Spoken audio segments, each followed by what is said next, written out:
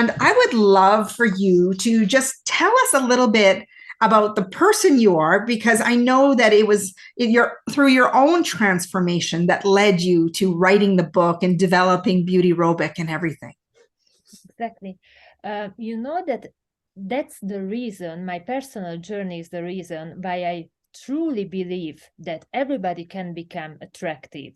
So it's not, many times the people think that, oh, there are some people who was born to be charismatic, to be attractive, and for them it's easy to reach success in the different field of the life, but they didn't, so they weren't born charismatic, attractive, so they cannot reach this success. But it's not true.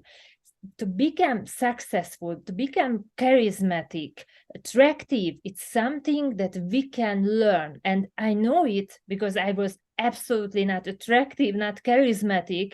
And through my journey, I could get all the, how can I say, all the essentials which makes me, reach all these goals. That I have my husband for 20 years. Nowadays it's quite rarely that somebody has a husband for 20 years, and we met when we were 20 years old. And also now I have a small baby, 11 weeks. Oh, congratulations. Today she just turned 12 weeks. Also, I have a company, my own business, which is successful. Also, I was writing a book which became a bestseller. So I know exactly that these things can be reached by everyone, and the people needs to know that what is the step-by-step method for it. Because, when we are talking about charisma, or when we are talking about attractiveness, it's something that the people cannot describe that what is it, because it's something which is glowing from inside. But right. when we are talking about that, okay, I want to become more attractive, and you are asking other people that what is attractiveness, they say that it's something that's coming from inside. But when you feel that you are not attractive, what are you doing? If you, for example, break up with a guy and you feel that you are not attractive and you want to become more attractive, but we are doing normally. We are going to hairdresser, we are going to work out, we start to lose weight or something like this, which is connected to our appearance and not about the inside glow. And I was thinking about it, that how can it be that when everybody knows that attractiveness, charisma is something which is coming from inside, then why we always just put emphasis of the outside things like, hairdresser and so on to change our attractiveness? And I realized that it's because the people has no clue what exactly is charisma and attractiveness, how we can reach it. We are talking about self-confidence, we are talking about appearance, but what is the recipe, the step-by-step recipe to reach it? And when I think about what you're saying, I think of someone walking in the room and everybody kind of, maybe they don't stop. It's kind of like the movies. It's like the parting of the seas. They're like, wow, like everybody can grab the attention when that person walks into the room. They have this presence. It's almost like this aura, this feeling when you talk to them. And it's like you just want to be around that person. And, you talk about how, successfulness comes from being magnetic. What is the key factor in being magnetic? Yeah, exactly what you were saying, that some people has this presence, this strong presence, which lead them to become memorable, that the people just want to follow them. And this is the really key in the success in the life, no matter what field we are talking about. If we are talking about the work, if we are talking about our social life, if we are talking about our relationship or with love, if somebody has this strong presence, they can win the lottery in everywhere. They can reach everything. And this is what we can help on this, because the people think that this is what I told you, that they think that some people just was born with this talent, but they are not. But everybody has this talent inside them. And how they can reach it, that was the question, right? That's how they can reach. Yeah. Okay. So first of all, the most important thing, that they need to be really authentic to themselves. So they need to find their real you, because you can, of course, what is beauty or what is attractiveness or what is magnetic. If you look around, it can be many different forms, in many different ways. A lot of people can become magnetic by, I don't know, by their smartness, by their appearance and so on, but they need to be authentic to themselves. So they need to be themselves. But the question is that how you can reach it, how you can become authentic for yourself. And this is what is hard. And this is the step-by-step method I created. And this name is LAURA system. LAURA is an abbreviation like levels of real attractiveness. Mm-hmm. And this is a 5-level system, 5 step-by-step guide that if you start to follow and change in your life, the result will be that you will become magnetic at the end. You will have this glow. It's pretty basic things to think that someone can go and glow up, increase their level of attractiveness by really looking at simple things. Level 1 is your appearance. Yes. The people always think that there is some miracle formula or something that they need to find for changing their life, but the best things are the simplest things. Just the people don't do that, don't follow it. That's the problem. And as you said, the first level is the appearance.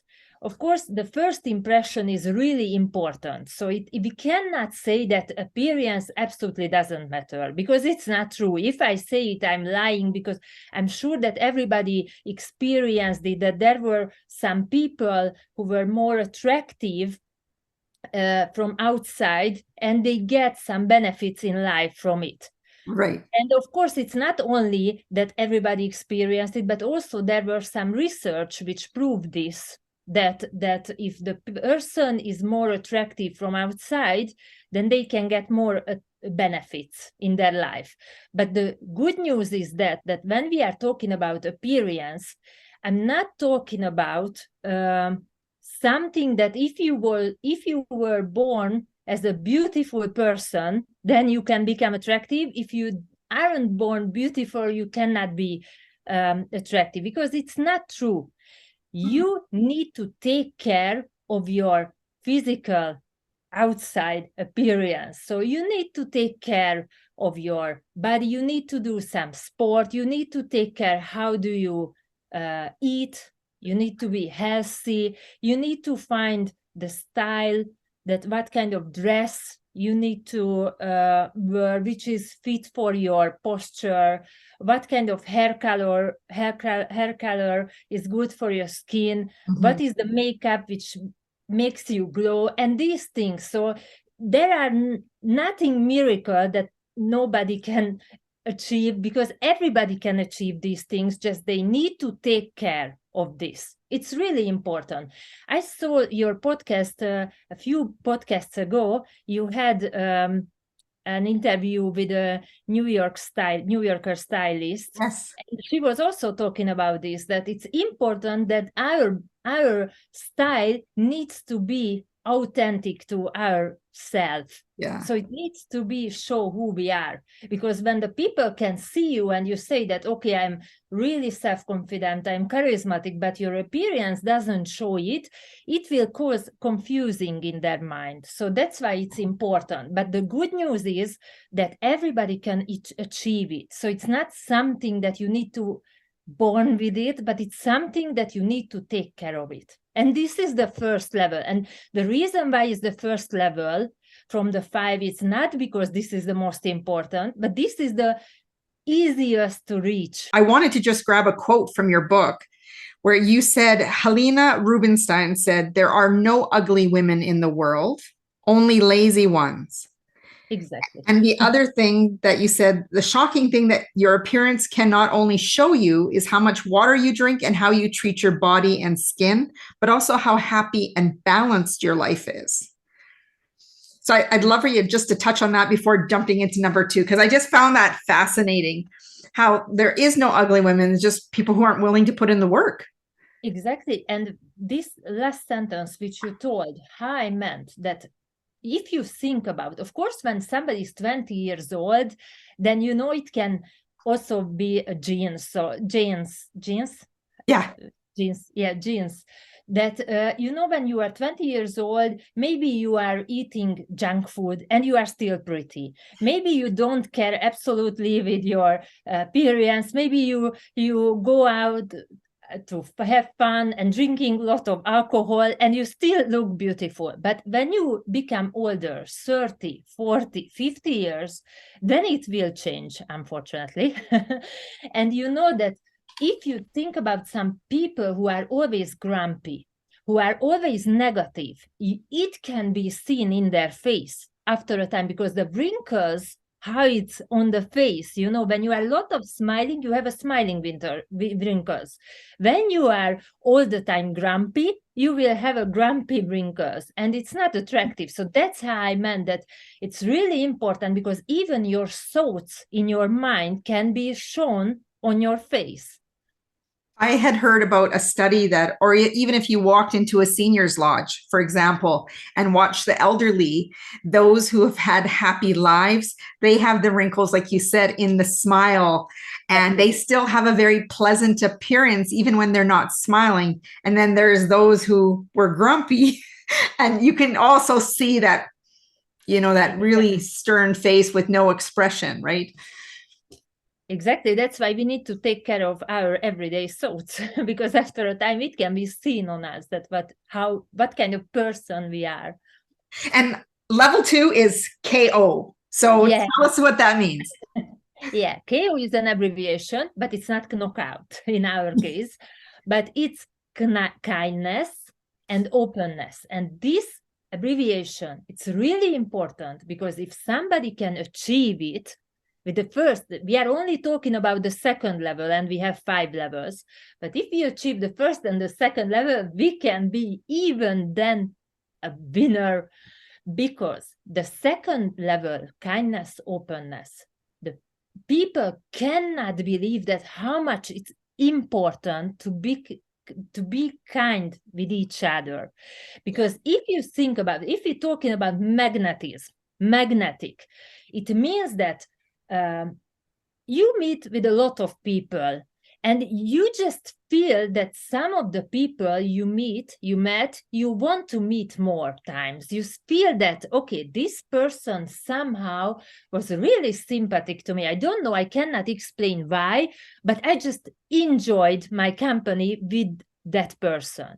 And there are some other person who are, we say, energy vampires, that you meet and you say that, oh my God, I never want to meet again with this person. You cannot explain why, but this person is not a magnetic, but the opposite of it. And you know that what is the trick? And that's why the second level is really important. That when we say that who is magnetic, you always need to think about the view of the other person with who that person meet. Okay, I try to explain it more detailed. So when you meet with somebody and you say that, I don't know why, but I enjoy the company of this person, in that case, we can say that that person was magnetic for you. Well, it's that gravitational pull, right? That magnet, that pull toward that people want to be around. Exactly. I can think of a few people in my life, their charisma, their charm, that they walk in, people turn their heads, or they want to be engaged in that conversation. And I think everyone listening and watching knows people who are absolutely beautiful, but they can be miserable, unkind, treat people around them very poorly, and they become less attractive because we don't want to be around those people. Like you said, the energy vampire.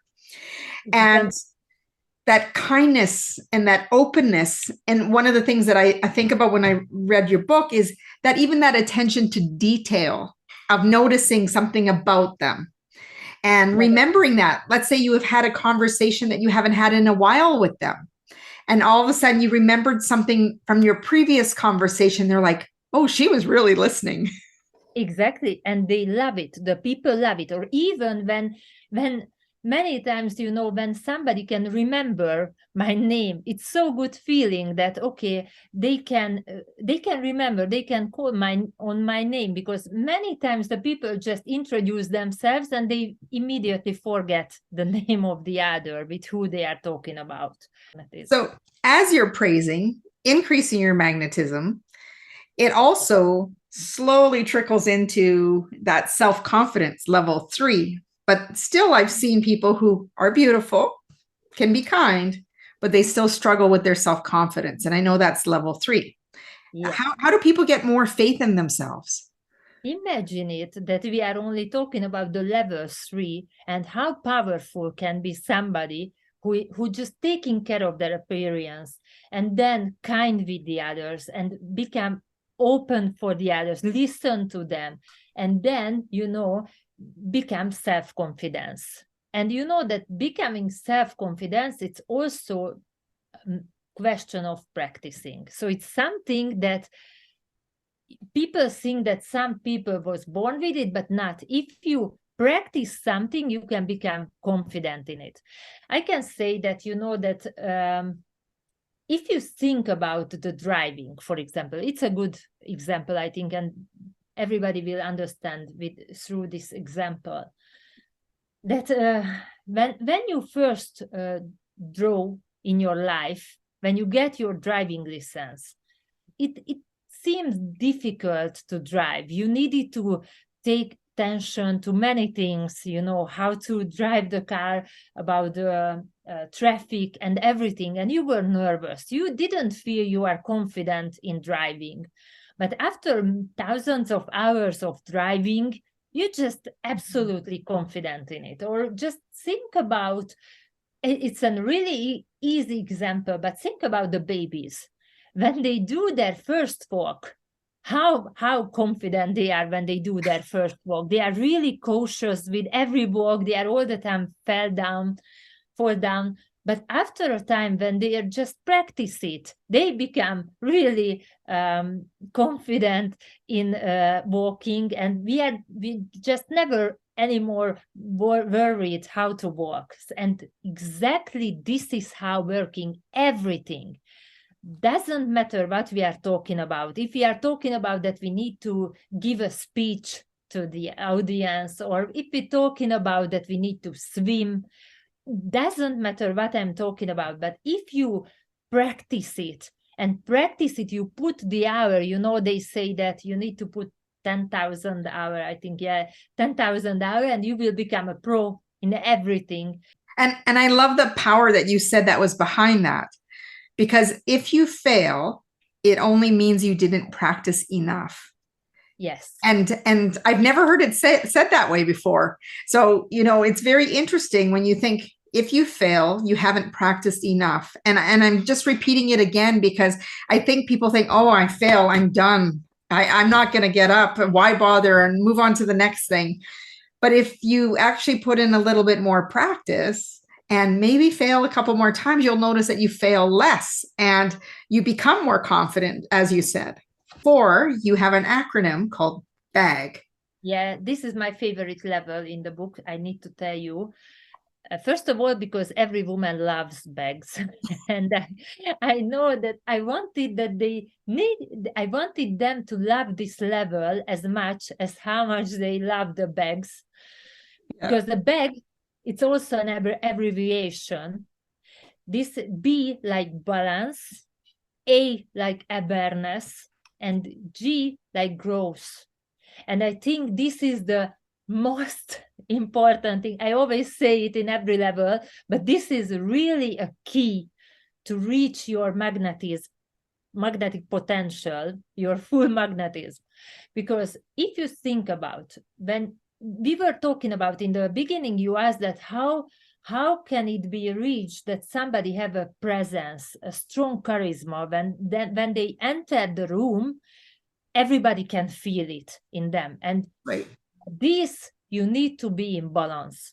Because no matter what kind of beautiful dress you wear, no matter how perfect makeup you wear, how good is your hair, how smart you are, if you are unbalanced inside, it will be seen. Why it will be seen? Because the people can sense the non-verbal things better than the verbal things.